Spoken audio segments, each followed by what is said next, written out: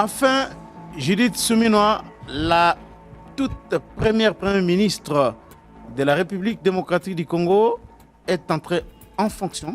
Et là, il y a eu cérémonie de remise et reprise hier à la primature. Mais avant cela, ça a été précédé par l'investiture de ce gouvernement, le gouvernement Suminwa, par l'Assemblée nationale. Nous allons revenir sur les grandes lignes du programme qui a été présenté aux députés nationaux et finalement accepté, lequel programme a conduit à l'investiture de ce gouvernement. C'est le sujet principal, mais il y a aussi les remises et reprises qui continuent encore aujourd'hui dans les différents ministères. Chers partenaires DigiLink, il est temps de passer à autre chose en rendant service et en faisant l'argent avec DigiLink, votre site numéro 1 mondial d'envoi des colis directement avec le voyageur. Tout commence par un simple lien. Vous êtes voyageur? Faites-vous de l'argent pendant votre voyage, en allant et retour, que ce soit en avion, en train, en bus ou en voiture entre différentes villes, en acceptant de prendre un ou des colis sur DigiLink. Fini les allers-retours incertains à l'aéroport pour trouver quelqu'un voyageant pour livrer votre colis à un parent, un ami ou un proche. Dans le futur, consultez digilink.com avant d'effectuer un voyage dans n'importe quelle ville. Chez DigiLink, vous êtes partenaire, vous êtes votre propre patron et c'est vous qui fixez les tarifs. Que vous soyez conducteur, voyageur ou expéditeur de colis, DigiLink est pour vous. www.digilink.com.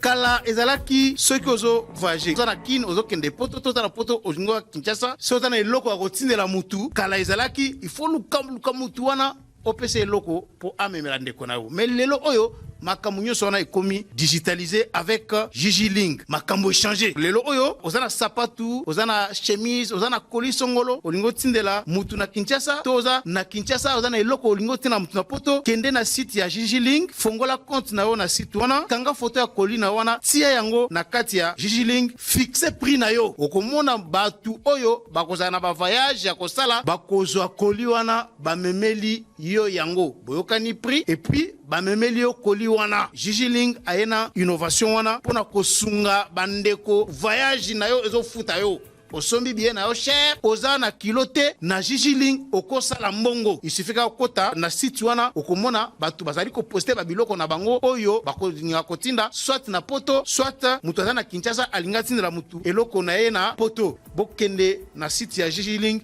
bokomona lelo oyo makambo nyonso ya facilité voyage na yo ezali kofuta yo. Comme vous le savez, aujourd'hui, c'est l'anniversaire, le grand anniversaire du président Félix Tshisekedi. Il totalise 61 ans. Oui, Tshisekedi a 61 ans. Joyeux anniversaire, monsieur le président de la République. Alors, pour parler de ce sujet, nous recevons dans cette émission un invité habituel, certains diraient même traditionnel. Il s'appelle bien Fumuntoto Basanga. Il est penseur. Il est philosophe, oui, philosophe, à moins qu'il me contredise là-dessus. Il est géniteur de la troisième fois, courant de pensée, chercheur en sciences politiques, doctorant à l'université de Kinshasa. Il est président national de l'Idéal Patriote, un parti politique membre de l'Union Sacrée. Il est aussi coordonnateur des communicateurs pour la République. Je ne sais même pas si cette structure-là existe encore. Monsieur Fumuntoto, bienvenue dans cette émission. Merci beaucoup. Je commence par la structure des communicateurs de la République, membres de l'Union Sacrée. Ça s'est disparu, hein? C'est mort. Non. Ça existe. Pas de réunion, donc il n'y a rien. Donc ça existe. Chacun se débrouille de son côté. Non, ça existe, mais ça a eu une léthargie. Et cette léthargie était justifiée par le fait que l'ancien programme du gouvernement était tombé et nous étions tous en campagne, chacun pour les législatives nationales, l'autre pour les législatives provinciales et surtout tous pour la grande campagne du président de la République et chef de l'État où j'étais membre de l'équipe de la campagne. Et après cela, il y a eu un grand retard pour la mise en place du gouvernement. Et donc, nous, étant les communicateurs de la République, on ne pouvait plus communiquer parce qu'il n'y avait plus un programme. Nous n'étions qu'en train de défendre le gouvernement par rapport aux actualités. Maintenant que nous avons ce qui nous fait respirer dans la communication, et donc nous revenons en force Parce que maintenant, nous avons le programme du gouvernement. Alors, Et nous avons maintenant l'effectivité du pouvoir de Mme Judith Soumino et nous rentrons en force. alors c'est l'anniversaire du président Tshisekedi. Ouais. Fumototo, vous êtes communicateur.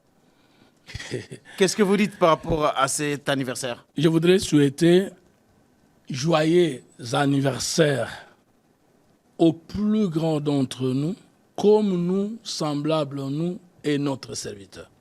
Le président de la République, chef de l'État, j'ai cité le très chéri de maman Denise Nyakeru, le très chéri de ses enfants, Très de chéri. ses frères, de sa maman, de son père, lui qui a fait l'honneur de ses parents, de son œuvre et de ses enfants. Et surtout, l'honneur du peuple congolais pour avoir été le premier président sur 5 ans à réaliser plus qu'aucun autre président n'a pu le faire pour le peuple congolais. Ah bon? Vous êtes notre fierté. Vous êtes partie de nous, semblable à nous, et vous demeurez en nous, notre serviteur. Donc, encore une fois, notre soutien, encore une fois, nos prières, encore une fois, nos gènes, pour que le Congo gagne, les Congolais gagnent à travers votre humble autorité. Alors, parmi des tonnes et des tonnes de messages, il y a un message exceptionnel de l'épouse du président de la République, la très distinguée Denise Nyakeru. Elle a écrit ceci. Un très bel anniversaire à toi, mon cher Félix. Ce 13 juin est le sien. J'ai chéri cet homme exceptionnel que tu es, un homme de principes et de valeurs, un ami, un mari, un père formidable. J'aimerais profiter de ce 13 juin pour te dire que je continuerai sans relâche à tenir mon premier rôle à tes côtés pour réussir les 6 engagements majeurs de ce deuxième quinquennat placés sous les signes d'un Congo uni, prospère et sécurisé. Encore une fois, un très heureux anniversaire, Monsieur le Président. Fumototo, qu'est-ce qui t'a beaucoup plus marqué dans ces messages de la très distinguée Première Dame? Un ami et un père. Oh, Une un femme, ami, un mari et un père j'ai formidable. pris seulement un ami et un père. C'est ce qui vous a beaucoup plus marqué? Par rapport à moi. Ah bon? Tout est bon. Mais Oh. un ami et un père. Tu sais, tu peux avoir une conjointe, mais qui n'est pas une épouse à toi. Tu peux avoir aussi un conjoint, mais qui n'est pas ton époux. Parce que les gens confondent une femme et une épouse. Ce n'est pas la même chose, même dans la Bible. Quand vous verrez, quand vous lisez Apocalypse chapitre 21, verset 18 et 8, on dit « Et viens, et je te montrerai l'épouse de la femme de l'agneau ». C'est des mots. Je te montrerai l'épouse, c'est la femme de l'agneau. Quelle est la différence? L'épouse, c'est la femme de l'agneau? Non, je te montrerai l'épouse, virgule, la femme de l'agneau. L'épouse, la femme de l'agneau.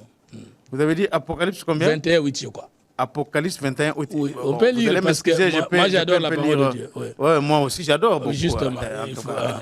Et il m'adressa la parole en disant, viens, Merci. je te montrerai l'épouse, la femme de l'agneau. Ça, c'est verset 9. Merci beaucoup, je m'excuse. C'est, je te montrerai, L'épouse, virgule, la femme de l'agneau. c'est différent. Une épouse n'est pas forcément une femme. On peut avoir une femme, mais qui n'est pas devenue son épouse. On peut avoir un mari, mais qui n'aura pas été son époux. La différence, c'est qu'une épouse est celle qui fait ta volonté tout en étant un être de sexe opposé. C'est-à-dire, j'épouse ton idole. Dans les Français, on dit, je n'épouse pas ça. Une épouse est une amie. Une épouse est une aide. Une épouse est une collaboratrice de haut rang, comme la Bible dit. Il n'est pas bon à l'homme de rester seul, je lui ferai une aide semblable. Genèse chapitre 2, verset 18. Et encore l'ajoute, qui trouve une femme, trouve le bonheur. Ça, c'est votre épouse. Cette femme qui vous élève, cette femme qui vous accompagne et qui vous fait accomplir bonnement votre mission. Celle-là est une femme parce que la Bible condamne l'homosexualité. C'est un être de sexe opposé à vous. C'est ça la femme. Maintenant, elle est épouse parce que c'est une amie de la mission et qui vous la fait réussir. Et vous pensez que Denise Nyakeru, en disant ça, c'est vraiment, c'est ce qui vous a beaucoup plus marqué. Mais Hein? écoute, elle dit un ami et un père. Alors qu'en fait, c'est sa femme qui n'est pas une fille ou sa fille, mais qui appelle son mari son père, c'est-à-dire le rôle gardien. Non, un père formidable, il n'a pas dit que son mari est son père, mais il a dit un père formidable. Mais, Un ami, un mari est un père formidable. mais aussi pour elle que pour ses enfants. Ah, Moi, ma femme m'appelle papa. Ok. Je ne sais pas si c'est un péché, je ne suis pas européen.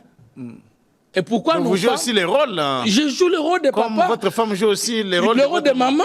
Ok. Et moi, je l'appelle maman. Et pourquoi nous, en Afrique, on appelle la femme sa mère? Parce que celui qui se manque de sa femme, se manque de sa mère. Celui qui se joue de sa femme n'a pas vu sa mère. Très bien. Donc, j'ai aimé les deux phrases-là. Un ami, un père formidable. Et je l'ai appelé le très chéri de maman, Denise, de maman, sa mère, et de papa, son père. Et lorsqu'elle dit ici que j'aimerais profiter de ces 13 jours pour dire que je continuerai sans relâche à tenir mon premier rôle à tes côtés pour réussir les 6 engagements majeurs de ce deuxième quinquennat placé sous le signe d'un Congo Maintenant, uni, prospère et sécurisé. elle vous rappelle ce que je vous ai dit l'autre fois quand je parlais de la révélation des hommes phares du régime de Félix Tshisekedi Antoine Tshilombo comme chef de l'État. Le jour où je parlais de maman Denise Nyakero comme la femme d'exception, le jour où j'ai parlé de la madame, la Déborah Diloalaba, madame Fifi Massoka comme une femme d'exception, j'ai montré qu'on ne peut pas dire que maman Olive Lembe Kabila est plus puissante que maman Denise parce que celle qui a conseillé son mari à ne pas donner autant de résultats positifs sur 5 ans envers le peuple, en faveur du peuple congolais, est moins que celle qui a conseillé son mari à ne pas construire des écoles ou des hôpitaux spéciaux où les pauvres n'accèdent pas. En tout cas, épargnez-nous des comparaisons de deux dames, s'il vous plaît. Parce que, en tout cas, c'est votre style. Mais alors, mais je vous laisse. C'est ici, hein, épargnez-nous de ça. Bon. Parlez de la maman Denise et d'autres femmes, merci. pas de comparaisons. Je vais vous dire ceci. Qui trouve une femme trouve le bonheur. Oui. Derrière un grand monsieur, il y a toujours une grande dame. Voilà. Si un président de la République, avec un autre, tous mariés, et qu'elle a beaucoup servi le peuple, et que l'autre a moins servi, l'honneur là revient à qui? Non, mais épargnez-nous quand même des Je vous ai épargné. Je vous ai déjà épargné. Maman Olive n'est pas au pouvoir avec son mari. J'ai comparé les deux gestions. Deuxièmement, je voudrais dire que pendant l'anniversaire, on a 3 grands souvenirs devant lui. Pour rejoindre ce que maman dit, qu'elle veut encore rester à côté du chef pour l'aider à réussir le 6 engagements, c'est-à-dire le 2e mandat. Pendant l'anniversaire, on célèbre exactement 3 choses. 1, les parents. 2, son œuvre. 3, ses enfants. Parce que l'homme maintenant n'est venu sur la terre que faire 3 choses. Honore ton père et ta mère, et tes jours seront longs sur la terre. C'est aujourd'hui le jour de maman Marthe et de papa Tshisekedi. Les parents du président de la République, chef de l'État. Parce que si eux n'avaient pas bien encadré leurs enfants, ils n'arriveraient pas aux hautes fonctions de l'État qu'il occupe aujourd'hui. C'est aujourd'hui le jour de son personnage lui-même. Parce qu'il n'est pas le seul fils de ses parents qui a vu ses parents, mais s'est distingué pour avoir accompagné son père, le leader Maximum, père à son âme. Et aujourd'hui, il a fait l'honneur de sa famille et aussi l'honneur du peuple congolais. Et aussi, dans cet honneur, c'est quoi? Ce sont les réalisations qu'il a pu apporter au peuple congolais. Et dans ces réalisations, il y a sa femme, maman Denise, qui est derrière, qui dit « J'ai fait, je le fais et je le ferai encore davantage pour honorer votre nom, votre personnalité, votre famille en faveur du peuple congolais. » Et enfin, c'est l'honneur à ses enfants, biologiques et spirituels. Biologiques, ce sont les enfants issus de son sang, et spirituels, c'est nous tous qui l'acceptons et qui les soutenons. Très bien. Alors, Fumutato, avant que l'on entre dans le vif du sujet, on avait aussi, parce que vous avez cité une dame exceptionnelle aussi sur ces plateaux, une femme politique.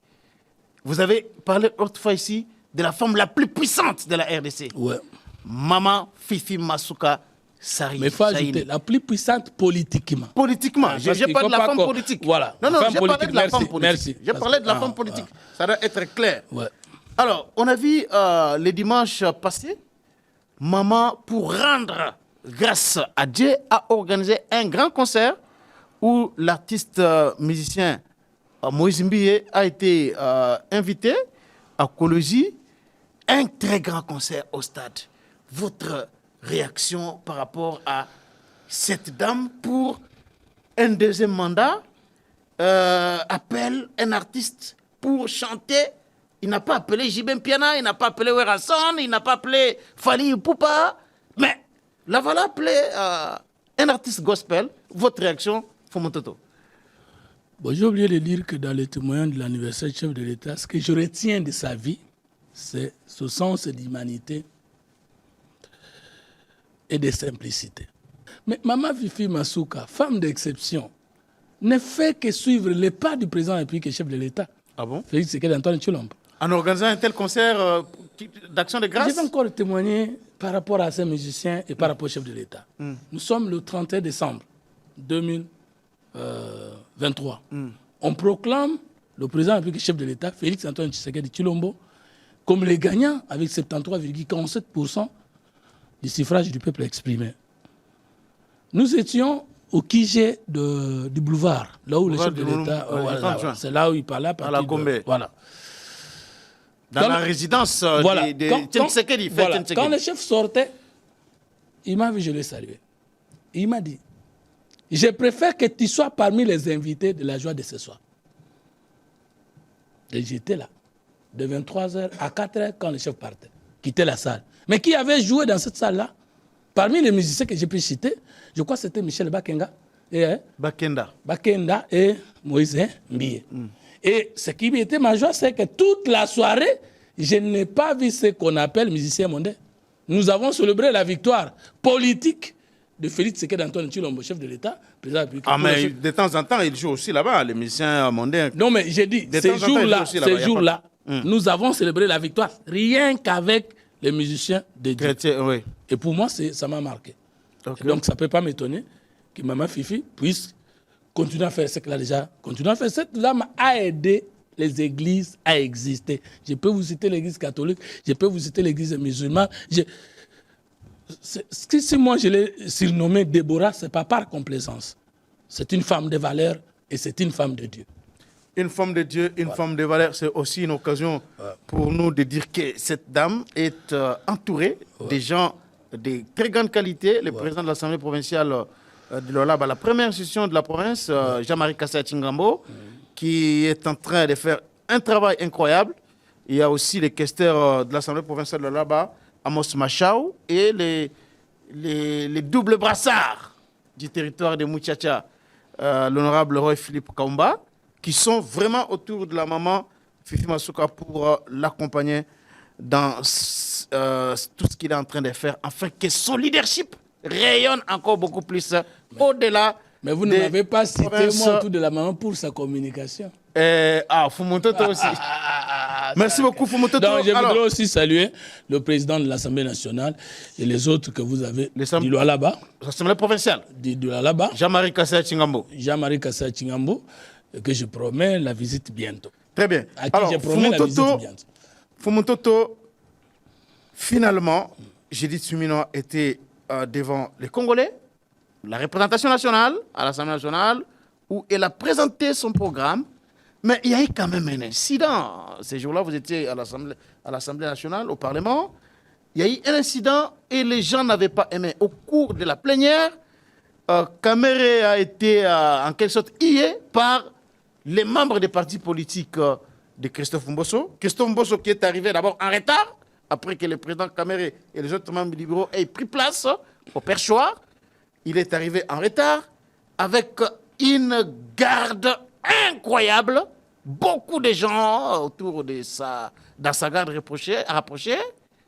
Et Kamere a fait régner l'ordre. Il a rétabli l'ordre pendant la séance parce qu'il y avait des gens qui chantaient ici c'est Mbosso, ici c'est Mbosso. Et c'était les membres du parti politique de Christophe Mbosso. Comment avez-vous trouvé cet incident-là? Pensez-vous qu'il faut, en ce moment, qu'il y ait encore guerre entre Mbosso et Kamere après que les élections aient été organisées à l'Assemblée nationale pour avoir ce bureau définitif-là? Je vous ai toujours dit que tout le monde qui n'est pas spirituellement élevé ne saura pas l'être scientifiquement et politiquement. Si on n'a pas la notion du pardon en politique, on tue le pays. Un moment l'a fait naître, et l'autre l'a fait disparaître. Les choses passent, il n'y a que les valeurs qu'on maintient. Dans l'histoire, on ne rappelle pas les antivaleurs. On ne copie pas, on ne pérennise pas les antivaleurs. Oui, il y a eu un conflit. Mais l'histoire politique a enterré ce conflit. Un seul est resté speaker ou président de l'Assemblée nationale. Il s'appelle Vital Kamerhe. Nous l'avons aimé ou nous ne l'avons pas aimé, la force des temps et des choses, on fait qu'il est là. Et par la volonté de qui? Des députés. Il a été élu. Et c'est fini. Donc je crois que le spectacle était désolant. Mais c'est passé. C'est pas bon. Vous savez, si nous voulons l'état de droit, ça signifie que nous devons respecter les procédures de la justice. Si je suis condamné au premier degré, c'est la loi. Et si je suis blanchi ou acquitté au second degré, c'est la loi. Donc vous ne pouvez plus me retenir fautif après avoir été acquitté par un autre degré de la justice. Ça n'a pas de sens. Vital Kamerhe est innocent de tout ce qui lui a été reproché. Vital Kamerhe est le président de l'Assemblée nationale. Vital Kamerhe a été parmi les gens qui ont vu Tshisekedi venir au fauteuil présidentiel pendant que nous ne le voyons pas. Venir. Mais quand ils ont signé cash, quand ils ont créé le cash, je crois... il était révélé à Vital Kamerhe. J'ai dit, il a anticipé l'avènement. Il a compris avant nous. Nous n'étions pas avec Félix Tshisekedi dans cette époque-là. Est-ce qu'aujourd'hui, Tokolingaka Bakabwana, Bango Bambale Batouamona Kava Bisoto Mona Bango? Moi, je crois que Olingo Lingate, on dit en droit, la loi est forte, est dure, mais c'est... Et comment vous avez trouvé la manière dont Vital Kamerhe a conduit les débats, les résumés qu'il faisait après la présentation du programme, après les interventions, une capacité de synthèse incroyable. Comment avez-vous trouvé cette plénière-là, Fumototo? On peut l'aimer ou ne pas l'aimer. Il a fait la beauté du Parlement quand il était premièrement président de l'Assemblée nationale. Et souvent, lui-même, il dit toujours, je viens continuer le travail qui était interrompu. Hein?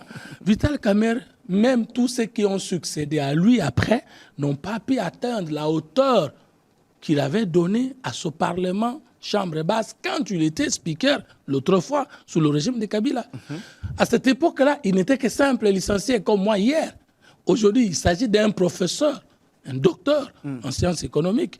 De par nature, il est intelligent et il sait surprendre. Donc, le contraire m'aurait surpris. Ça, c'est Vital Kamerhe. Voilà. Alors, Fumototo, parlons maintenant de ces discours tenus par la Première ministre Judith Suminwa lors de la présentation du programme du gouvernement. Comment avez-vous trouvé ce programme qui est résumé en piliers, axes et actions? C'est déjà entendu, Fumototo? Non. Si quelqu'un dit déjà entendu, c'est qu'il n'a jamais lu les différents programmes que le gouvernement, les différents gouvernements... Sous Matata, Mouzito, Ilum Kamba, vous n'avez jamais vu ça? Vous n'avez jamais entendu ça? Sous Matata, sous Mouzito. Les programmes de Mouzito étaient basés sur un projet de société qui ne venait pas de la République démocratique du Congo. Ah bon? Comment ça? Oui, parce que ça tirait du DCRP, qui était une étude, pas des Congolais, mais des Nations Unies. Mais tout ce que l'on fait aujourd'hui, c'est la continuité des idées contenues dans les DCRP. Non. Document stratégique pour la réduction de la pauvreté. Mais ici, ce n'est pas le cas. Comment ce n'est pas le cas? Ici, les programmes tirent du peuple d'abord. Lisez-les. Non, mais le peuple d'abord, ce n'est pas un document. DCRP, c'est quand même des études qui étaient menées, qui résumaient les grands problèmes de la République démocratique du Congo. Comment sortir de la pauvreté? Est-ce qu'aujourd'hui, on est sorti de la pauvreté pour dire qu'on s'est déjà écarté du DCRP? Est-ce que la question de l'unité, la question de la prospérité, la question de la sécurité, qui constitue la vision du chef de l'État pendant la campagne et pendant l'investiture, signifie autrement le DCRP? Ce n'était pas dans le DCRP tout ce que vous venez de... Non. Le DCRP ne parle pas de l'unité. La réduction de la pauvreté. Non, j'arrive. Le programme ici est fondé sur le peuple d'abord. C'est l'introduction même. Après, le programme ici tire de la vision du chef de l'État, qui est l'unité, la prospérité et la sécurité. Est-ce que le DCRP, en parlant pour la réduction de la pauvreté, parle de la sécurité du Congo?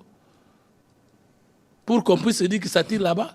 Non. Est-ce que le DCRP parle d'unité des Congolais? Non. Est-ce que le DCRP nous a demandé d'allouer à notre sécurité 20% du budget national? Non. Non. Si Congolais a salé locaux, on a une salité. Tobetela nan innovation mabok, si mato pesa ba conseil na ba garde fou pour que ekendeka na ndenge wana. C'est une exception. Donc ça n'a rien à voir avec les DCRP. Non, non. Ça, vous avez parlé du gouvernement Mouzito, qui était tiré du DCRP. Moi, j'ai parlé de Matata, j'ai parlé des autres qui ont suivi. Matata, son gouvernement était fondé sur 3 points, si j'ai bonne mémoire. La sécurité, les sociales et quoi encore là. C'est ça, non? Mais on devrait atteindre, je crois, 40 milliards au bout de 5 ans. Et puis, dans tous ces gouvernements-là, je n'ai pas vu les 6 piliers, donc les piliers au lieu de dire 6, parce qu'on peut en avoir même 20, même 10, même 2, même 3. Je n'ai pas vu les piliers. Vous vous rappelez dans l'émission de la fois passée que j'avais réalisée avec vous ici, celle qui précède celle d'aujourd'hui. Qu'est-ce que j'avais dit? Pour moi, je préfère qu'on puisse prendre les domaines de l'agriculture, les domaines de l'électricité, les domaines de l'éducation, les domaines de la sécurité. Chaque 5 ans, chaque année, un programme. Et je disais qu'on puisse prendre plus ou moins 5 milliards pour la sécurité. Est-ce que ce n'est pas presque ça? Parce que quand vous prenez les 30% sur 18 milliards, c'est combien? 30% sur 18 milliards, je ne sais pas ce que vous voulez dire par là. 4 500. Bon, aujourd'hui, nous avons 20 milliards. C'est quand même 20%, c'est quand même quelque chose. Attendez, les budgets ici, sur 5 ans, c'est 92 milliards, 92,2 milliards de dollars. Ouais. Donc 92,2 milliards de dollars sur 5 ans. Mais, première question, Fumototo. C'est là où le débat commence. Le président Tshisekedi, en 2020, son programme quinquennal était chiffré à 80 milliards de dollars. À 2020 ou à 2019? 2019. Okay. Sur 5 ans, c'était 80 milliards de dollars. Quand tu battais campagne? Oui. Pour devenir chef de l'État? Voilà.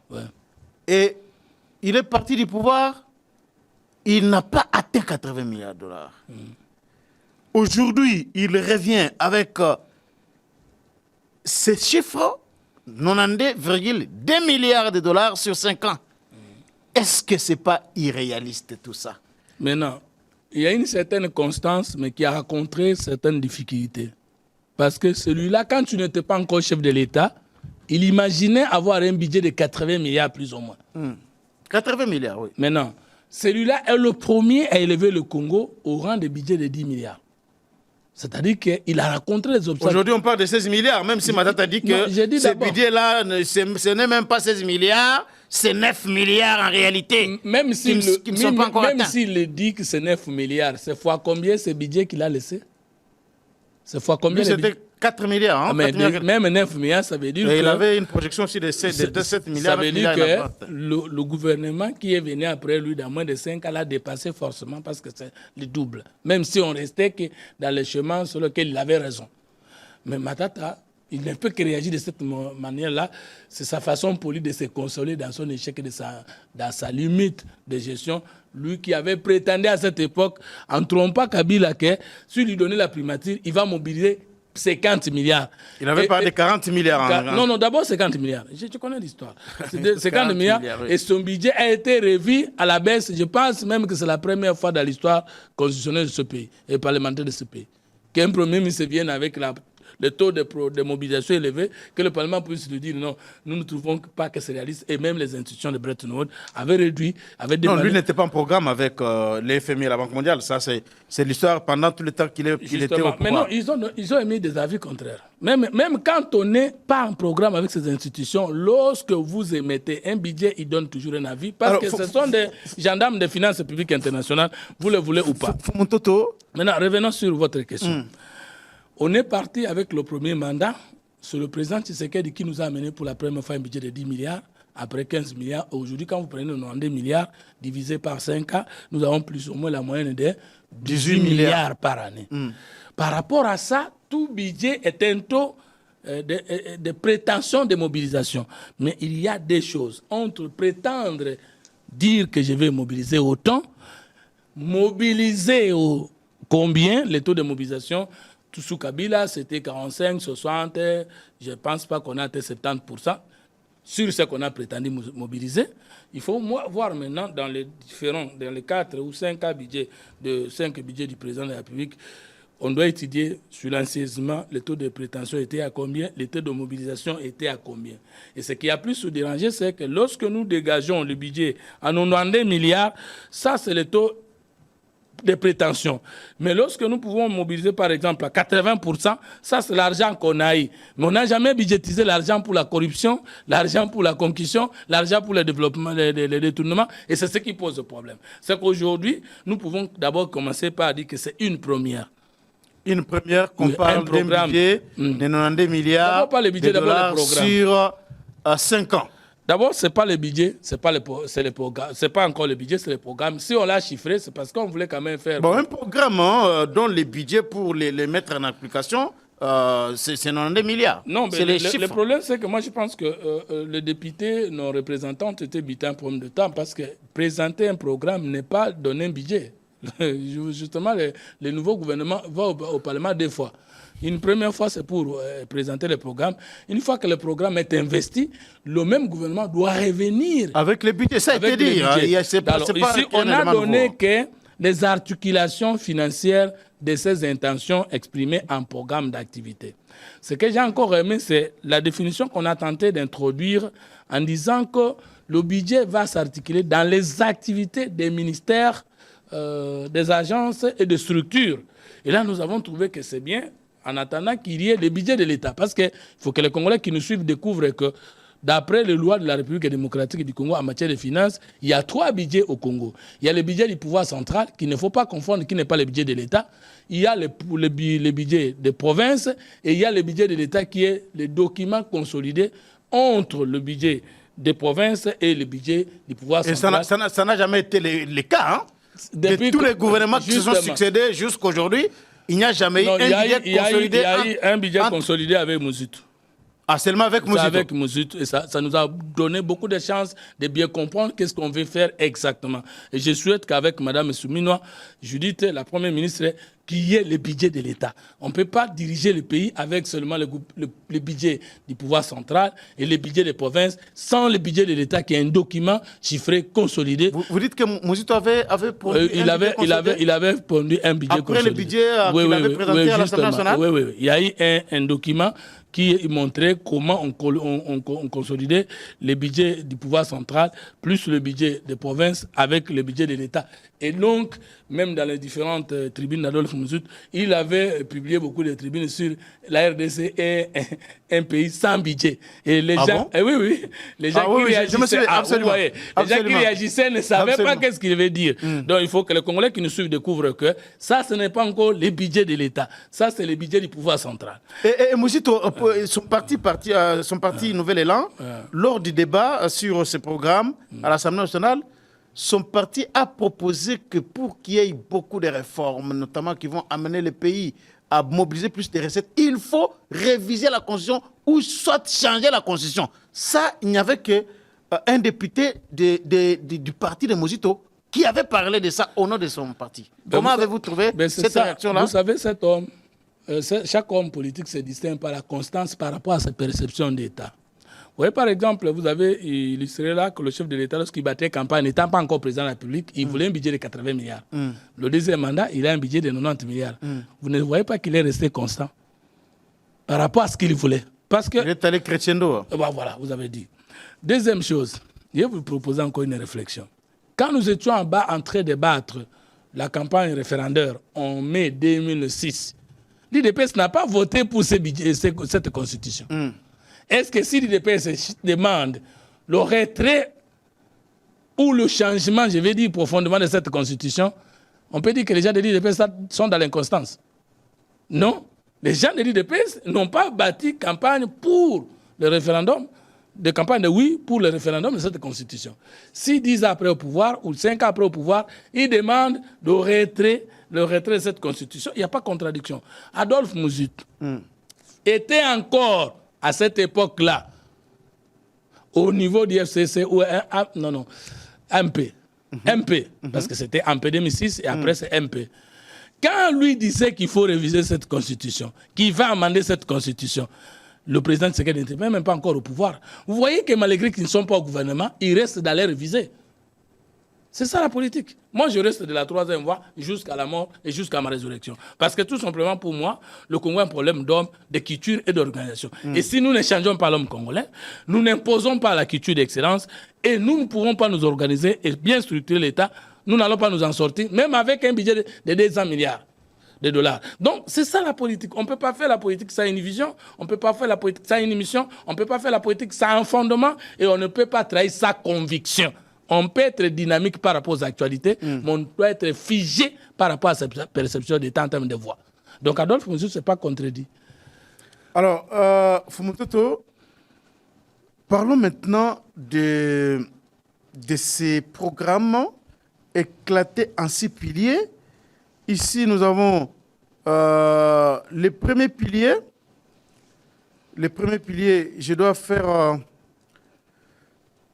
vous faire la lecture de ces premiers piliers, Fumototo, pour que vous puissiez donner votre point de vue. Il y a eu beaucoup de réactions. Les députés de la majorité sont intervenus pour parler de ceci.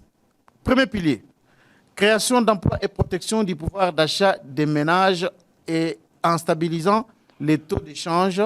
Et ce premier pilier aura 30% du budget, soit 81 000 milliards de francs congolais pour 5 ans. Et deuxième pilier, la sécurité des populations et leurs biens, la protection du territoire national, ça aura 20% du budget, soit 55 000 milliards de francs congolais pour 5 ans. Fumototo. Pourquoi dans un pays en guerre, un pays qui est confronté à l'insécurité à l'est du pays, le Rwanda, l'Ouganda qui agressent les pays, et vous avez des dépenses de souveraineté qui sont engagées, qui bloquent même le développement comme il se devait de notre pays. Pourquoi ne pas accorder beaucoup plus de recettes? Pourquoi ne pas classer la protection, la sécurité des populations et leurs biens, la protection du territoire national en premier lieu? Pourquoi la protection, la sécurité n'a pas plus de pourcentage que les 30% aujourd'hui accordés à la création d'emplois et la protection du pouvoir d'achat des ménages? Pourquoi? Ce programme est axé spécialement sur la réhabilitation du Congolais dans sa dignité. Commencer par le pouvoir d'achat au lieu de commencer par la sécurité. Attendez. Réhabilitation du Congolais dans sa dignité, du citoyen, c'est ce qu'il y a dans le programme. Alors, maintenant, quand on dit qu'il y a des frustrés qui rejoignent les cas des agresseurs, les frustrés à cause du chômage, si une fois qu'ils se retrouvent dans l'emploi, ça ne diminue pas les effectifs au niveau des groupes armés et rebelles, des groupes rebelles et même terroristes. Donc, la création d'emplois, la protection du pouvoir d'achat des ménages, oui, en stabilisant les taux d'échange, oui. Vous pensez que ça c'est plus prioritaire que la sécurité des populations et la protection du territoire national? Et vous pensez qu'un Congolais qui n'a pas mangé durant 2 semaines est sécurisé? Parce qu'il y a les armes à l'est du pays. Vous pensez qu'un Congolais qui n'a pas d'emploi est sécurisé? Parce qu'il y a l'achat des armes? Non, quand on parle de la sécurité, il faut développer la sécurité alimentaire est la première nécessité de la vie de l'homme. C'est pas vrai? La sécurité alimentaire. Il y a encore un adage qui dit le travail anoblit. Et la noblesse, c'est quoi? C'est lorsqu'on sait qu'on travaille, on dépense son énergie et qu'à la fin du mois, on sait attraper quelque chose pour se nourrir sa charge, notamment les enfants mineurs et même les personnes qui dépendent de vous. Est-ce que c'est contradictoire de donner l'emploi aux Congolais et lequel Congolais est sécurisé? Non, peut-être que les gens ne comprennent pas. 20% alloués à la sécurité des Congolais sur 5 ans, c'est beaucoup d'argent. C'est question de veiller pour que cet argent puisse atteindre exactement la destination. Parce que Joseph Kabila, si ce budget, c'était 400 milliards de dollars pour... 400 milliards de dollars, Joseph Kabila? 400 millions de dollars, je m'excuse. Pour l'armée. Pour l'armée. Non, il est parti en 2018. Les budgets de l'armée, c'était aux alentours de 150 millions de dollars. Quand le président Kabila arrive au pouvoir, c'était 400 millions. Maintenant, quand vous prenez là... le budget de l'État. Hein? De l'État. Alors maintenant, quand vous prenez maintenant le montant là, vous prenez l'année passée, je ne m'abuse pas, nous avons dépensé, prévu pour la sécurité 1 600 millions de dollars. Il nous reste aujourd'hui, avec la loi de programmation militaire et la politique nationale de défense, de vérifier s'il y a eu l'effectivité d'affectation de ces budgets. C'est beaucoup d'argent. C'est beaucoup d'argent. Ce n'est pas contradictoire lorsqu'on dit qu'on sécurise d'abord le pouvoir d'achat du Congolais, qu'on crée d'abord du travail pour le Congolais, et qu'en même temps, on n'a pas oublié son armée, on n'a pas oublié ses services de sécurité, on n'a pas oublié sa police. Ce n'est pas contradictoire. Donc, la priorité ne devrait pas être d'abord la sécurité des populations, la protection du territoire national. Ça ne devrait pas être la priorité des priorités avec 30%. C'est déjà dans les priorités. Mais on protège d'abord le Congolais qui doit prendre l'arme pour aller se défendre. Il doit manger, il doit travailler. Et dès que le Congolais découvre que sa vie est dans son pays, il n'a plus le temps d'aller prendre les armes pour aider l'ennemi ou l'agresseur. C'est une bonne politique. Commencez d'abord par réhabiliter les Congolais dans l'emploi. Réhabiliter les Congolais dans le travail. Réhabiliter les Congolais dans le pouvoir d'achat. Le pouvoir d'achat veut dire quoi? Mbongo mutazo zuezo kokakosiri saba posa nae dénuer les deux bouts du mois. Ça, le pouvoir d'achat, non? Ça veut dire que le Congolais n'a plus peur d'aller au marché parce qu'il ne sait pas se retrouver. En ce moment, les Congolais là, qui sait que son pouvoir les protège, le pouvoir le sécurise. Vous savez, M. Charles, que quand vous créez un parti socialiste en France, vous avez la chance d'avoir beaucoup d'adhérents parce qu'il y a beaucoup de travailleurs là-bas. Si vous créez aussi un parti libéral en France, vous avez aussi la chance d'avoir beaucoup d'adhérents parce qu'il y a le patronat là-bas exagéré. Mais ici, quand vous créez un parti libéral ou un parti socialiste, les gens ne comprennent rien parce que qui doit protéger les emplois ici?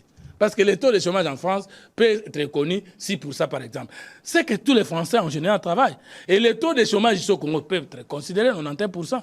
C'est que tous les Congolais ne travaillent pas. Alors quand quelqu'un ne travaille pas, on peut le balloter en tout moment et on peut l'envoyer même contre son propre pays, même contre sa propre existence. Moi je crois que c'est bien fléchi. Vous pensez que la création d'emplois, sécurise, la protection du pouvoir d'achat des ménages, ouais, ça peut mettre fin au Kuluna, ça peut mettre fin... Vous pensez que ça peut diminuer même les chègues dans les rues et tout ça? Vous savez, les chègues, c'est aussi des jeunes sans emploi, désœuvrés, abandonnés. Depuis qu'on a pris les chègues par le chef de l'État, Félix Tshisekedi-Antoine Tshilombo, les a amenés à Kanyama pour produire, combien de récidivistes? Raisonnons ensemble. C'est-à-dire ceux qui sont allés là-bas, les Sekuluna là. Ils n'ont pas récidivé, ils ne sont pas rentrés dans les Kuluna après avoir été formés à Kanyama. Non, étant déjà formés à Kanyama, payés, occupés à produire les bancs, à produire pour le pays avec un salaire qu'il envoie quelque chose à ses parents. Combien de Kuluna on vous a dit que tant que Baya a ça, je peux encore vous poser la question. Combien de Kuluna dans le rang des licenciés en droit? Des licenciés à l'Inikin, même si bien sûr entre nous il y a les Kuluna en cravate, je n'ai pas de Kuluna de la rue. Est-ce que vous trouvez dans les enfants des pasteurs ou dans les intercesseurs, dans les pasteurs, dans les gens qui vont à l'église tous les jours, est-ce qu'on trouve 10% de Kuluna là-bas? Les Kuluna, c'est d'abord une personne qui n'est pas formée, qui n'est pas équipée, qui ne travaille pas généralement. Mais lorsque la Première ministre, à ce qui concerne la création d'emplois, elle dit que sur 5 ans, l'État, son gouvernement va créer 6 400 000 emplois. Est-ce que ce n'est pas chimérique, ça? C'est pas... Mais est-ce qu'il y a un pays qui a été émergent, développé, soit-il au monde, qui n'a pas décidé de dire le nombre d'emplois qu'il doit créer sur 5 ans? Mais c'est par là qu'on doit commencer. C'est pour une première fois. Ma question, est-ce que c'est pas chimérique? Mais chimérique, ça veut dire quoi? Est-ce que c'est pas du mensonge tout ça? Non. Vous pensez vraiment que ce gouvernement aura la possibilité de créer 6 400 000 emplois? Tout projet de société est une illusion. Tout projet de société est un mythe. Mais une fois qu'il est réalisé, on donne raison aux politiciens d'avoir compris à temps. Et personne en politique n'a bien réalisé sans avoir bien promis. C'est que les gens ne savent pas que c'est la politique, c'est le seul domaine où vous devez d'abord promettre ce que vous allez dire, vous devez d'abord expliquer bien ce que vous allez faire, et ce n'est qu'après que vous allez nous dire comment avez-vous fait ce que vous avez promis de faire. C'est pourquoi en politique, il y a 3 choses. Il y a la vision, le projet de société et les programmes. Et la vision de quoi? C'est la vision de ce qui n'est pas encore réalisé, qui lie le monde ancien et le monde nouveau. Et le projet de société de quoi? Des options prioritaires que vous avez réalisées. Et les programmes, c'est quoi? C'est les activités que vous alignez avec l'argent, avec les personnels, avec le temps, dans les milliers. Et ça doit être chiffré. Et dans les sciences po, on dit, pourquoi en sciences politiques, le coût des statistiques est un coût de haute pondération? J'avais posé cette question à un professeur, il dit, mais pourquoi est statistique ici pondération 8 et que le coût de Sciences Po, lui-même, c'est pondération 2, même 4? Il dit non, mais vous ne pouvez pas être un acteur politique si vous ne connaissez pas les chiffres. Parce que la politique, c'est la science des chiffres. Quand on ne connaît pas les chiffres, quand on ne sait pas chiffrer, ce n'est pas la vérité. Maintenant, on donne à la chance à l'opposition de pouvoir bien nous contrôler. Chaque fois, vous avez dit 6 000 emplois. Dites-nous, une année après, c'est combien? Dites-nous, 2 ans après, c'est combien? Dites-nous, 3 ans après. Et quand nous viendrons, chaque fois communiquer, nous devons, nous, membres du gouvernement, ou membres de la majorité au pouvoir, dire, voilà ce que nous avons de manière chiffrée promis d'être fait. Voici ce que nous avons fait. Voici ce que nous n'avons pas fait. Voici les difficultés que nous sommes en train. Madame Judith Soumino est en train de contribuer à la maturation du peuple congolais en ce qui concerne le contrôle politique. Mais c'est ça la maturation. Vous m'avez promis que vous allez me donner $5. Maintenant, même si vous me donnez $2, vous me permettez de dire, mais où sont les 3 autres? Mais est-ce que vous avez jamais vu un programme du gouvernement qui a donné aux Congolais, avant Mme Soumino, les chiffres d'emploi qu'il faut créer sur 5 ans? Vous connaissez ce gouvernement? Il n'y a jamais eu un gouvernement comme ça? Moi, je ne connais pas. Ah bon? Ce qui peut na yebite. Yo yebi, comment na mabete. Ce que je ne connais pas existe. Alors, Fumutoto, 3e pilier, on a parlé du pilier aménagement du territoire. Et là, c'est 25% du budget, soit 69 000 milliards de francs congolais en 5 ans. Et ici, on parle de la construction de 12 000 km de routes sur les réseaux routiers en RDC. C'est ça, 50 000 km, ça 50 300 quelque chose, kilomètres de routes. Et les routes d'intérêt national, c'est 58 000. Et sur les 58 000 kilomètres de route, il n'y a que 3 000 revêtus, bitumés. Et là, le gouvernement dit qu'en 5 ans, il va construire 12 000 kilomètres de route. Est-ce que c'est pas peu pour relier un grand pays comme ça? 12 000 kilomètres de route, ça représente quoi finalement? C'est peu par rapport à ce que nous devons avoir. Mais c'est beaucoup par rapport à ce que nous n'avons rien dans tous les gouvernements qui se sont succédés. Mais là, ça va. Alors, les développements de la RDC vont prendre finalement des siècles et des siècles. Je reprends. Sur 5 ans, 12 000 km de route. C'est peu par rapport à ce que nous devons avoir pour prétendre être dans le schéma d'un pays émergent en voie de développement. Mais par rapport à Mobutu, par rapport aux 18 ans de Kabila, c'est combien? Kabila n'a pas construit 12 000 km. Combien de kilomètres? En 18 ans? Oui. Bon, jusque-là, nous avons à peine 3 000 km de routes revêtues, bitumées. Jusque-là, selon les ministères des Travaux publics. Moi, c'est moi qui vous pose la question. Prenez les 32 ans de Mobutu, les 4 ans de Mouzé et les 18 ans de Joseph Kabila. Et dans les 18 ans de Joseph Kabila que nous disons souvent, c'est une erreur. Joseph Kabila n'a pas été au pouvoir à 18 ans. Parce qu'il faut mettre aussi les 2 ans de l'alliance FCC-Cash. C'est le FCC qui avait la primature. Là, il a été toujours au pouvoir. Mais écoute, le gouvernement est dirigé par qui? Par le FCC. Le Premier ministre Ilon Kamba. Mais l'FCC. Et il est entré là-bas pour quel cas? Pour le cas du cash? Pour le cas de l'IDPS? Non. Joseph Kabila a fait 20 ans au pouvoir. 20 ans. 18 ans de lui-même avec chef de l'État et impulseur du gouvernement, plus les 2 ans, c'est-à-dire la moitié, parce qu'ils avaient le gouvernement. Et que le président de la République, le cash, n'avait que l'institution président. Le reste, ils ont partagé les responsabilités. Maintenant, vous prenez 20 ans là, si je peux dire comme ça, plus 4 ans de Mouzé, 24 ans, plus sur le 32 ans de Mobutu, c'est combien de routes revêtues? Bon, à peine 3 000 km de routes. Maintenant, nous promettons dans les 5 ans combien? 12 000 km. Maintenant, alors, Tshisekedi et les autres, qui est plus x3, plus congolais, plus engagé, plus déterminé, prenez 50 d'années, 3 000, et nous promettons sur 5 ans, 12 000. Si nous pourrons même faire la moitié, nous allons dire que nous n'avons pas réussi, parce que nous aurons donné 5. Mais pour s'il vous plaît, riche, oui. Si nous aurons donné à la fin de 5 ans, 6 000 de plus, nous aurons 9. Et nous aurons travaillé sur 5 ans plus que 52 ans. En ce moment, si on choisit dans le peuple congolais, entre Tshisekedi et les autres, on va choisir, on va opter pour qui? Si un nouveau n'est pas là. C'est ça le problème. Ce que nous voulons dans ce programme, c'est qu'il est concret. Il évite trop de démagogie. Avec un peu de volonté, nous pouvons réaliser les 12 000 km qui disaient ce sont peu. Pour un pays scandale géologique qui produit des coltans, qui produit du cobalt, des tonnes et des tonnes, 12 000 km de route, vous pensez que c'est vraiment beaucoup? Mais je sais en 5 ans? C'est peu par rapport à ce que nous voulons comme pays à dimension continentale. Mais c'est beaucoup par rapport à ce que nous n'avons pas eu il y a 54 ans. Pourquoi je dis 54 ans? Il faut prendre seulement les 64 ans moins les 6 ans du président de la République. C'est peut dire comme ça. C'est 3 000. Et dans ces 3 000-là, il faut ajouter les routes revêtues par le président Félix Tshisekedi. Dans les 3 000 que vous citez là, il y a les bilans de Tshisekedi là-bas. En ce moment-là. Nous aurons beaucoup fait. 2. Le programme ici est très ambitieux parce qu'il lui donne 30% pour la création de l'emploi. Il donne 20% pour la sécurité de la population. Il lui dit, ouais, je vais construire les routes, mais je vais d'abord sécuriser celui qui va construire cette route-là. Je vais construire la route, mais je vais d'abord accorder le pouvoir d'achat à celui qui va construire la route-là. Parce que le Congolais affamé ne va pas construire sa route. Je pense que c'est un bon programme. Maintenant, il reste à savoir, est-ce que ce programme sera réalisé? Il reste à savoir, qu'est-ce que nous devons mettre en marche comme batterie pour qu'il n'y ait pas concussion, pour qu'il n'y ait pas gabégie, pour qu'il n'y ait pas détournement, et pour que ce qui était prévu d'être fait soit d'abord effectivement bien fait. C'est à ce niveau-là que nous pouvons penser.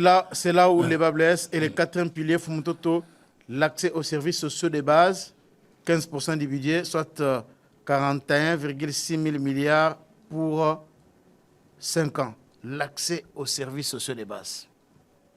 15% du budget, Fumutoto. Mais par rapport à combien hier? Parce que ce qu'ils vont dire, c'est insignifiant, qu'ils nous disent à la fois passée, est-ce que vous connaissez les pourcentages? La fois passée, est-ce que les différents programmes de gouvernement que vous avez connus étaient bien articulés? La fois passée, est-ce que vous avez jamais connu un budget élevé, ne fût-ce qu'un taux de prétention de mobilisation en 90 milliards de dollars? Et on ne le faisait pas. Pourquoi? Parce que nous n'avons pas inventé des entreprises ici. Nous n'avons pas appelé les anges du ciel aujourd'hui. Si on nous dit que c'est modique, si on nous dit que c'est peu, mais par rapport à quoi? Alors, Fumutoto, le 5e pilier, on va rapidement parce que nous tendons vers la fin de cette émission. 5e pilier, renforcement de l'efficacité des services publics. 5%, soit 13,9 milliards de dollars en 5 ans. Renforcement de l'efficacité des services publics. Là, on parle de l'administration, Fumutoto. Oui, les services publics de l'État, ce n'est pas que l'administration. Les services publics de l'État, c'est tout ce que l'État crée comme personne morale pour donner à l'État soit les biens, les services, contrairement aux entreprises publiques, parce que les entreprises publiques, ce sont des structures de personnes morales que l'État crée pour pallier au déficit budgétaire. Mais les services publics, par exemple, l'Université de Kinshasa est un service public qui crée les biens, les services, c'est-à-dire les juristes, les politologues, les économistes qui, de par leur intelligence, peuvent aider à construire le pays. Maintenant, moi, ce que prenons l'aspect administration. C'est ce que moi je voulais dire. En fait. Oui, l'administration, bon, tous les services publics de l'État font partie aussi de l'administration publique, je suis d'accord avec vous. Maintenant, au niveau des services publics, ce qu'il faut déplorer, c'est que le président, le chef de l'État, a reconnu que la justice est malade. Ça veut dire que tout ce que nous voulons faire ici, même si nous mobilisons totalement l'argent, si la justice n'est pas guérie, délivrée, sécurisée de sa maladie, je peux même compléter de son agonie.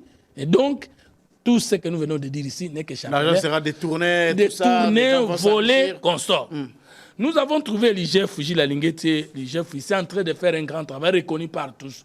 Mais il n'y a pas la création d'un parquet financier avec des juristes, des économistes, des politologues ou autres experts scientifiques rodés pour pallier aux limites de l'IGF, pour compléter le travail de Gilles Alinguet et des autres.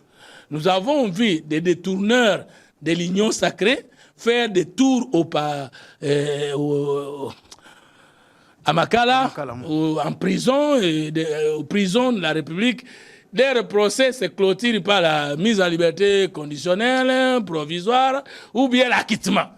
Les gens sont toujours acquittés, mais les détournements sont toujours connus. Les concussions sont toujours au rendez-vous. Nous posons la question de savoir aujourd'hui à Mme Soumino, la Première ministre, quelles sont les mesures d'encadrement.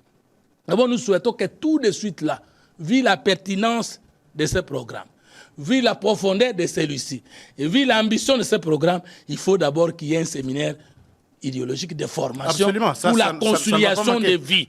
Et ce séminaire-là doit connaître les interventions des Congolais conscients, pas seulement les experts de la communauté internationale qui nous ont toujours donné la tête et non la queue de leur intelligence. Il faut compter sur le génie propre congolais parce que le président de la République a dit nous devons investir aux Congolais.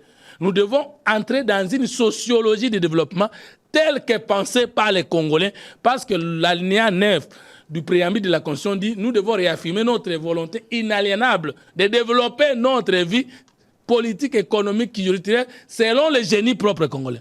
Donc, il faut inviter les leaders politiques, les leaders spirituels, les leaders culturels pour qu'ils donnent aux Congolais qui entrent au gouvernement, qui vont nous engager, nous représenter, les possibilités de changer les choses, de faire les choses autrement. Deuxième chose, tout ce que nous venons de dire aujourd'hui, on doit connaître désormais, les magistrats, on lui donne combien comme salaire et tous les documents liés à sa prestation, c'est combien. Invitation de quelqu'un, c'est combien. MAP, mise en mandat d'arrêt provisoire. Est-ce que c'est payable? C'est combien? Le ministère de la fonction publique, le président de la haute magistrature. Du Conseil supérieur de la magistrature. Dites-nous, combien? Ailleurs, c'est gratuit. Quand moi j'ai tenu une conférence à Londres, là, où tout ça, les policiers qui sont venus couvrir ça sont venus gratuitement de 15h à 18h. Dites-moi si je vais me plaindre. Si je vais dénoncer un habit, il faut combien? Dites-moi, comment faire pour que les policiers congolais ne profitent plus des décisions d'État pour torpiller la population? Une fois qu'on décrète un couvre-feu, c'est fini pour la population. Policiers sont dans Congolais. Les panthères noires, policiers sont dans le peuple congolais. Les Camboya, les Congolais qu'on a appelé Abisma Wewa. Un grand travail, moto moto na $1,000. À foutu ba document, les policiers demandent toujours 50 000 contraventions routières. On paye où dans Souciat? Cet argent de Souciat vont où? On veut restituer aux Congolais la dignité, mais avec un policier qui ne connaît pas la valeur du Congolais. On veut restituer la dignité aux Congolais. Au Sankourou là, ce sont les militaires qui arrêtent des citoyens qui tabassent, qui demandent les armes pour les infractions des droits communs, des questions civiles. Dites-moi, tous les Sankourou, ce sont les militaires qui font la loi. Le Congolais sera-t-il réellement réhabilité par ce programme du gouvernement, Madame Judith? Une chose est avoir un bon programme, une autre est avoir des mesures d'encadrement qui doivent suivre ce programme. Et si nous avons beaucoup échoué, nous avons plus échoué là-bas. Oui, le président Vital Kamerhe, vous avez investi le gouvernement. Vous constatez quand même que nous avons investi le gouvernement en retard jusqu'à 2h du matin pour avoir gaspillé tout le temps qu'il fallait dans les guerres politiques, dans les positionnements politiques. C'est vrai, les députés n'ont reçu les documents qu'un certain samedi soir et qui devaient débattre un certain mardi. Vous voyez que par rapport au temps, on n'a pas respecté le temps qu'il faut pour que les gens aient le temps d'approfondir les questions. Maintenant, aujourd'hui, les ministres de l'Union sacrée seront-ils sincèrement sanctionnés, poursuivis par le Parlement de l'Union sacrée? Oh, mais ça a été dit, hein, le Vital Kamerhe l'a dit. Mais c'est ce que j'ai dit. Ce que nous attendons aujourd'hui, c'est que nous avons pondu un très bon programme, Madame la Première ministre, Monsieur le Président de l'Assemblée nationale, Monsieur le Président du Sénat, Monsieur le chef de l'État. Est-ce que vous pouvez nous aider, nous, avant de pendre les militaires, que nous qui donnons un mauvais exemple à ces militaires-là de blaguer avec le Congo? Est-ce que Tokoki Kokenemalo na Boloko Kotika Batina Bana pour que ce soit un exemple? Donc, il y a est-ce que la politicien moukolonini? Je pense que si aujourd'hui, Mobutu, pour sécuriser sa dictature, a pendu un premier ministre Evariste Kimba et sa suite. Nous, pour sécuriser la bonne gouvernance, il faut que quelqu'un de hautement élevé avec sa bande soit à Makala publiquement et que le procès public... Hein? Non. Et même pour moi, si on me posait la question, ce qu'il faut, c'est qu'il faut commencer d'abord par pendre les politiciens qui détournent l'argent de l'État avant de pendre les militaires qui trahissent la sécurité. Vous voulez qu'on pende les gens? Oui. Ce pays mérite ça. Ce pays, s'il n'y a pas un pouvoir fort, un démocrate ne peut pas développer ce pays. Il faut une dictature positive dans ce pays. Là, vous allez vraiment à l'encontre même des droits de l'homme. Je n'ai pas besoin du droit de l'homme qui ne protège pas l'avenir du Congo. Je n'ai pas besoin du droit de l'homme qui... gouvernement. Quand on voit dans le conseil des ministres, un ministre est venu parquer un véhicule de $800,000, on ne peut pas lui poser la question, monsieur. $800,000, c'est une façon de parler, hein? C'est une façon. Mais au bâtiment, la langue est qui? Donc, de quoi tu as $500,000 et comment on a moins cher? Non, il faut que ça cesse. Maman, qui trouve une femme trouve le bonheur. Nous avons trouvé une femme à la tête de la primature. Pour une première fois dans l'histoire. Nous les hommes, nous avons échoué avec le président de la République. Et vous, la femme, si vous échouez, nous n'allons pas créer un troisième sexe au Congo. À qui alors irons-nous encore? Donc, moi, je veux que ce gouvernement réussisse. Tout simplement parce que s'il échoue, ce ne sont pas les ministres qui vont échouer, c'est le peuple congolais. Moi, je conseille à tous ceux qui sont frustrés pour n'avoir pas été nommés ou pour n'avoir pas s'être pas retrouvés au gouvernement. Je vous dis qu'il s'agit seulement de 54 personnes. Même à l'IDPS, il y a toujours des gens qui sont frustrés, qui voulaient être membres, qui ne l'ont pas été. Alors, partout. Mais demandons à nos cœurs de soutenir les chefs de l'État, Madame la Première ministre, nos gouverneurs, nos ministres et ceux qui seront dans la suite de l'État nommés. Vous supplions, vous, d'aimer davantage les Congolais. Mais moi, je vais vous dire, il n'y a pas plus Congolais que moi. Mais on peut trouver des moins Congolais ou d'autres Congolais comme moi. Est-ce que nous pouvons donner notre cœur au Congo cette fois-ci? Mais je vous dis, le président Tshisekedi n'est pas distrait. Donc, continuez à bantivaler, alors, Fumutoto, on continue cette émission. Il y a eu des remises et reprises. En attendant, on va revenir parce que là, il y a une information qui vient de nous tomber. Le président de la République vient de nommer un nouveau directeur de cabinet. Il s'appelle Anthony Kinzo. Kamole, c'est lui l'actuel directeur général de l'ANAPI. C'est lui qui est nommé directeur de cabinet. On va parler de ça parce que ça vient de tomber maintenant. Mais Fumutoto, remise, reprise, on voit des manifestations incroyables dans les ministères. On a vu d'abord avec la Première ministre Judith Suminwa et Sama Lukonde à la primature. Ça s'est bien passé là-bas. On n'a pas vu des manifestations bruyantes où les gens scandaient des cris contre Sama Lukonde. On n'a pas vu des mouvements de protestation à la primature. Mais dans d'autres ministères, c'est catastrophique. Je venais de voir là les images dans plusieurs ministères, notamment au ministère de l'Éducation nationale, l'EPST d'hier, où un confrère, Joël Kadendanga, qui est d'ailleurs parmi mes invités de cette émission, qui a été menacé par les fonctionnaires là-bas au motif qu'ils n'ont pas apprécié le travail abattu par Tony Mwaba, alors que ces derniers parlent de plus de 60 réformes qu'il a initiées. Comment trouvez-vous le comportement des Congolais? Ont-ils raison de réagir comme ça? Pensez-vous qu'un ministre qui a fait un bon travail, il peut être hué par les gens avec qui il travaillait lorsqu'il quitte le ministère? Il y a remise de quoi? Remise et reprise, oui. C'est ça que les gens comprennent. Il y a remise de quoi? C'est du pouvoir d'État, du programme et toutes les activités qu'on était en train d'exercer lorsqu'on était encore légalement et légitimement investi des fonctions d'État. Et les reprises, c'est la continuité de l'État avec les nouveaux locataires de chaque service de l'État. Dans le cas d'espèce, le ministère ayant les PST dans ses attributions. Ces réactions ont trois fondements. Le premier fondement, c'est que il y a souvent la manipulation des membres du ministère par les nouveaux entrants. Ah bon? Souvent, qui manipulent les gens pour accueillir de cette manière-là, en montrant que tout ce qui était passé était négatif. Nous avons toujours cette manière de faire. Quand on veut venir, on diabolise d'abord tout ce qui précède, mais on se fait toujours les spéciales. Mais on ne se posera pas la question, mais moi, le jour où je vais quitter, ces mêmes fonctionnaires qui ont hué les partants en me saluant avec pompe, de quelle manière me traiteront-ils, moi, à mon tour? Nous avons toujours trouvé, comme généralement, c'est toujours le nouveau ministre qui est le bienvenu, qui est le sauveur. Mais toujours le ministre, là, quand tu pars, généralement, on le traite de cette manière. Donc, les fonctionnaires doivent éviter d'être manipulés. Vous pensez que ces fonctionnaires-là, à ces ministères-là, sont manipulés? J'ai donné par... trois sources. Okay. J'ai donné 3 sources. Deuxième source, il y a l'étouffement des ministères avec les autorités des ministres et de leurs collaborateurs pendant tous les séjours des locataires, alors que ces fonctionnaires, ils sont les propriétaires du bâtiment, du service. Et quand vous venez nommer, vous avez l'impérium.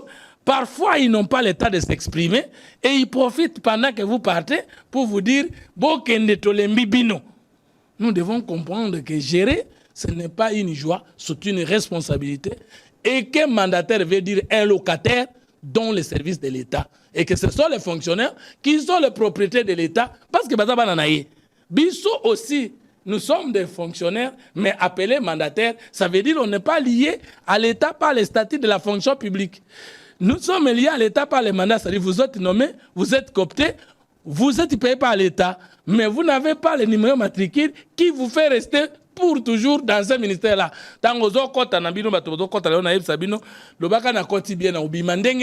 Je souhaite que yo mutumabo bimana makala. Je souhaite que yo mutumabo si sata 6 mois. Mais je souhaite que ngai mukoba konome ngana n'importe quel service. Le jour où je meurs au Congo, le jour où je quitte le poste ministériel, qu'on me plaire comme on a plairé mon frère Alain Moloto. Ah, ça c'est Fumoto. Moi c'est Fumoto. Vous voulez que ce soit comme ça? Oui, mukolo ngana kokufa na Congo. Ata na kufi wapi, je souhaite que na kufa na makamamboka. Alors, tant on a kokufa na makamamboka ndenge papa yamba kufa kina musique. Na lingi na mona ba Congolais balela ngai oba yeba kingai po na za Tshisekedi te ba balela nga bango nyonso. Oba yeba kinga balela nga nde balelaka Yasser Arafat ni Israël. Ah bon? Papa Kei. Pour nini biso ta otolongwa na poste, les gens souhaitent notre départ, c'est que nous n'avons pas bien géré. Souvent nous manipulons les chiffres. Souvent nous maquillons les chiffres et tromper et à la fin. Et c'est le cas au ministère de l'EPST? Deuxième source, parce que je me pose la question. Si ces gens avaient trouvé la joie profondément et sincèrement, ils auraient souhaité que leur ministre des Mers, malgré l'ordonnance chef de l'État, il devait dire « Ok, ndaka malamu, papa, ok, ndaka malamu. » Ok, ndaka, parce qu'à quoi il peut kozonga. Vital Kamerhe, il y a un zongi dans l'Assemblée nationale. Donc, il peut rentrer. Alors, les agents qui ont vu Vital Kamerhe bien les gérer, ils ont applaudi son retour. Absolument. Alors, nous devons prendre conscience que ce que nous gérons sont les autres nous-mêmes, les autres propriétaires du Congo comme nous, les autres chefs d'État congolais comme nous, parce que dans la démocratie, c'est que tous nous sommes propriétaires de ce Congo et personne ne peut exercer son pouvoir s'il ne reçoit pas les critiques des autres. Et c'est ça les votes. Donc, troisième raison, c'est que, effectivement, les agents ont raison. Ils ont raison. Les agents ont raison. Ils réagissent par connaissance de cause. Et ça, dans cette raison, trouver la troisième, c'est que les gens souhaitent. Et voilà un message pour nous à Zoya. Yo yaka bien. Alors, on est à la fin de l'émission. Fumototo, Anthony Nkinzo Kamole, il était jusque-là directeur général de l'ANAPI. Il vient d'être nommé directeur de cabinet du président Tshisekedi en remplacement de Guinée Nyembo. Votre mot par rapport à ça, les jours de l'anniversaire du président de la République, voilà, là, il nomme un nouveau directeur de cabinet. C'est un signal fort. Parce que le directeur de cabinet du chef de l'État, c'est le cerveau moteur du chef de l'État. C'est la personne qui comprend bien le chef de l'État. Je peux dire même plus qu'un premier ministre. Parce que le directeur de cabinet fait partie et de l'administration publique et de l'administration privée du chef de l'État. Et de l'administration privée. Oui, parce que l'administration publique, parce qu'il signe les ordonnances, contre-signe même certaines ordonnances.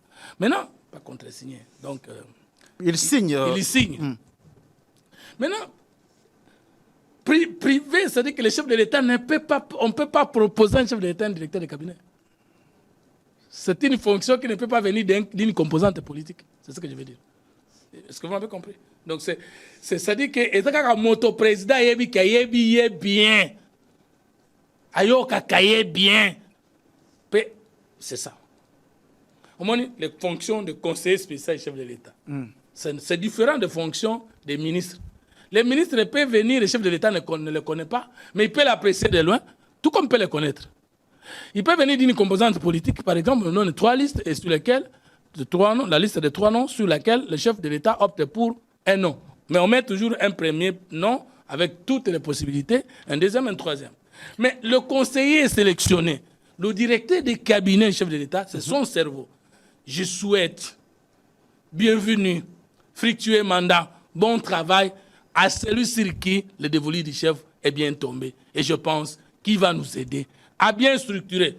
Vous pensez que c'est un homme compétent qui va rendre un bon service? Il n'a pas de cadavres dans le tiroir, Fumototo? Je n'ai jamais vu un chef choisir un incompétent pour être son directeur de cabinet. Ah bon? Non, ça n'existe pas. Jusque-là, il était DG à l'ANAPI. Ça veut dire qu'il a déjà depuis longtemps mérité la commission du chef. Parce qu'on ne devient pas DG sans l'ordonnance chef de l'État. C'est quelqu'un que le chef connaît, c'est quelqu'un qui a des valeurs, c'est quelqu'un qui sait faire. Et je pense qu'il va nous aider à bien structurer les services de la communication. Les services de la communication, Oui. Mais là, il y a un conseil, un directeur de communication. À bien structurer, à bien travailler. Parce que vous voyez, c'est pendant la campagne que nous étions connectés avec les données en termes de réalisation profonde du chef de l'État. Il faudra que cette fois-ci, nous puissions avoir les données à temps réel et surtout avoir accès et le moyen d'y accéder. C'est ça le problème. Je pense qu'il va mettre en place une administration qui corrige les erreurs du passé. Qu'est-ce que vous avez remarqué?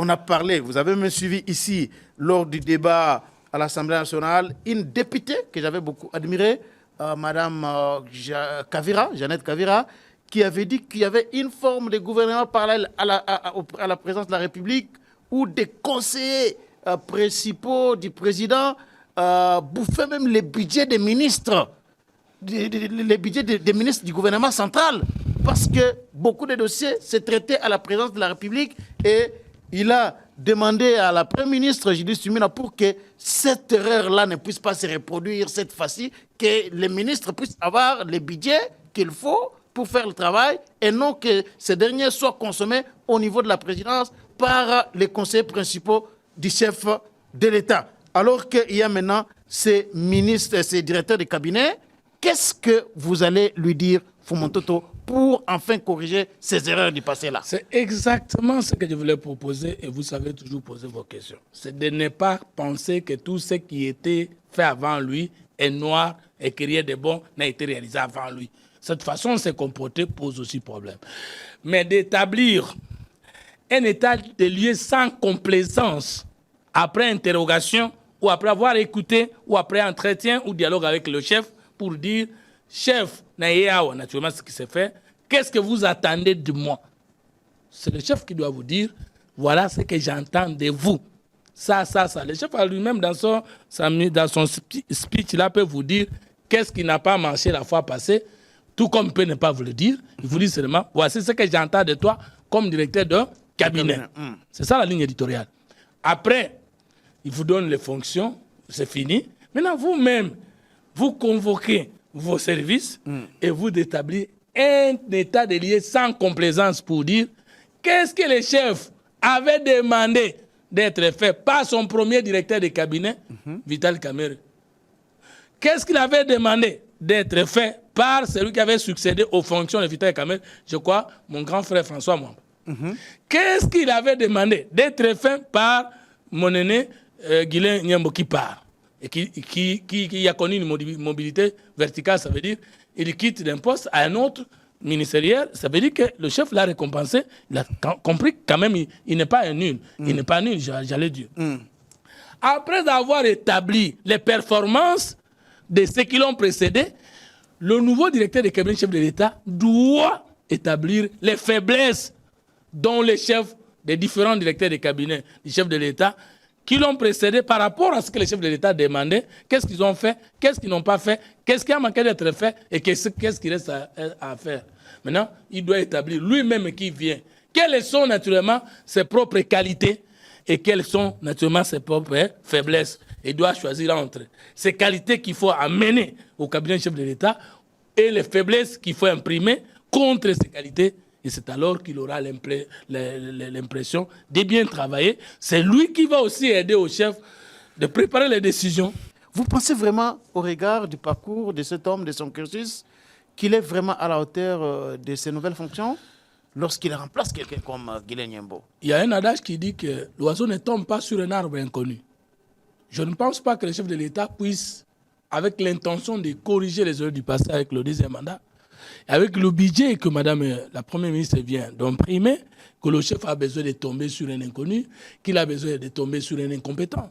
Qu'il vous souvienne ici que le nouveau directeur du cabinet chef de l'État est expert en matière juridique et fiscale. Il est licencié de l'université de Kinshasa, faculté de droit, 1999-2000. Si vous voulez poser la question de savoir son parcours, il a étudié. Ce n'est pas un normalien. C'est quelqu'un qui a les niveaux qu'il faut pour analyser les questions d'État parce que le droit fait partie des sciences de l'État. Il est le président des réseaux internationaux des agences francophones pour la promotion des investissements. C'est-à-dire qu'il a une connexion internationale. Il a une crédibilité internationale. Mais là, c'est tout un État, le directeur général de l'ANAPI, hein? Tout un État, mais déjà, c'est-à-dire que le monde, parce que vous savez, on ne peut pas développer le Congo si on ne comprend pas le monde et qu'on ne peut pas pénétrer dans le monde.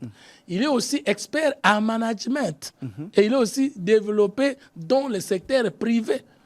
Et il a aussi d'autres qualités et je n'hésite pas une fois de croire que c'est un serviteur de Dieu. Et donc, le chef ne cesse de placer le Seigneur Jésus-Christ au-devant de la scène.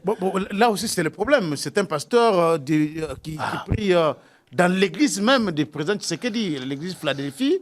Là, Tshisekedi va puiser dans son église pour nommer quelqu'un à la tête de son cabinet. Il n'y a pas une loi qui dit qu'on ne peut pas puiser quelqu'un dans son église, d'autant plus qu'on doit comprendre que toute autorité vient de Dieu et qu'il n'y a pas une autorité qui existe si elle ne vient pas de Dieu. Et Dieu étant au ministère, est-ce que Dieu ignorait que de cette église où les chefs prient sortirait un chef de l'État des Congolais? Si nous on ignorait, mais Dieu le savait. Alors on ne peut pas aimer les chefs et combattre ses origines spirituelles. Donc, qu'ils le prennent de l'église de Philadelphie, qui viennent de sa famille, qui viennent de ma famille, de votre famille, pour autant qu'il s'agit de quelqu'un de valeurs reconnues par nous tous qui les connaissons, nous n'hésitons pas un seul instant pour dire qu'il ne va pas faire un travail. Non, il va bien faire le travail parce qu'il a le niveau qu'il faut et surtout que ce n'est pas aujourd'hui qu'il est avec les chefs. Merci beaucoup. Il a été aussi dans plusieurs ministères. Il a été directeur de cabinet au niveau du ministère des portefeuilles. Il a été directeur de cabinet, vice-directeur de cabinet, directeur de cabinet adjoint au niveau de la vice-primature en charge du budget. Ça veut dire qu'aujourd'hui, il est le DG de l'ANAPI. Ça veut dire que c'est quelqu'un qui n'est pas nouveau et c'est quelqu'un qui est très bien connu du chef de l'État et c'est quelqu'un que nous estimons qui va bien faire le travail. Alors je propose au chef de l'État, lorsqu'il va former son nouveau cabinet actuellement, qu'il puisse aussi avoir un conseiller spécial. Ça, c'est une proposition. J'ai l'habitude de proposer des choses au chef. Je ne dis pas qu'il m'écoute et de voir les choses aller presque dans le sens que j'ai proposé. Que je ne doute pas que le président Kabila Tshisekedi n'est pas celui qui nous écoute. Il nous écoute. Il est comme nous, semblable à nous. Je propose que le chef puisse avoir, si pas un conseil spécial, mais un conseil chargé de la critique interne de tous les actes d'autorité. Parce que, pourquoi je dis ça? Parce que nous avons failli voir les chefs prendre des ordonnances sur les mêmes effets dans le même mois. Ah, vous voulez parler de ce qu'on proposait que les chefs puissent prendre une ordonnance portant nomination d'un ministre chargé des relations avec le Parlement pour résoudre le problème du Maniema qu'on estimait être absente, alors que Maniema est bien et belle représentée, et surtout que la représentativité nationale dont parle l'article 90, alinéa 3 de la Constitution, ne s'apparente pas avec la représentativité géographique. Et enfin, qu'il y ait un conseil chargé, un conseil spécial chargé de l'unité, un autre est chargé de la prospérité, et enfin de la sécurité. Là, ça ça ne sera manque encore pas. un cabinet Mais c'est la vision du chef. Ça sera un cabinet Non, pléthorique. dans la nomenclature, dans ce qui existe, le conseil spécial chargé de la sécurité, n'en parlons pas, il est là. Chargé de la prospérité et chargé de l'unité. C'est la vision du chef. Là, ça sera encore un cabinet pléthorique. Mais ça, c'est la vision du chef. Il n'y a pas que proposer, je ne sais pas si ça va arriver. Merci beaucoup, Fumutoto. C'est la fin de cette émission. Restez branchés sur votre chaîne. Abonnez-vous massivement sur GCR Congo Télévision et partagez au max cette émission dans vos groupes WhatsApp partout à travers le monde où vous vous trouvez. Nous allons nous retrouver très prochainement dans un autre numéro de votre magazine, Les Débats Congolais.